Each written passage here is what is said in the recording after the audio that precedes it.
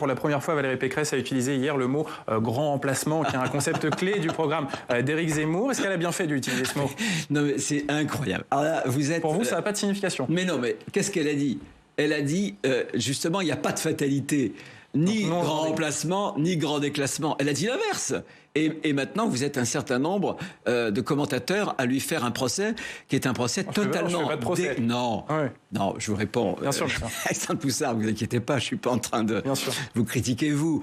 Mais j'écoutais ce discours. Je sais ce qu'elle a dans sa tête. Donc voilà, c'est tout. Simplement, oui, il y a un problème en France, c'est qu'on a perdu totalement le contrôle de l'immigration. Vous prenez tous les chapitres de l'immigration, que ce soit sur le soin, que ce soit sur l'asile, que ce soit sur le regroupement familial, etc., etc., on est un des pays les plus accueillants d'Europe, le pays sans doute le plus accueillant d'Europe. L'an dernier, il n'y a jamais eu autant de titres de séjour de délivrés en France. Et Emmanuel Macron aura été ce président de la République, contrairement d'ailleurs à tous ses collègues des autres pays européens, qui aura facilité le regroupement familial. Donc oui, il faut reprendre la maîtrise des flux migratoires. C'est une urgence, c'est ce que demandent les Français. Et d'ailleurs, elle s'est engagée, et nous modifierons la Constitution pour le faire, à faire très très rapidement, dans les 200 jours, un référendum sur cette question, parce que c'est une question qui a bouleversé la société, et on a toujours tenu à l'écart de cette question-là, importante, les Français. Donc Valérie Pécresse, selon vous, a eu raison de reprendre ces termes qui sont d'ordinaire très utilisés, plutôt utilisés par la famille d'extrême droite.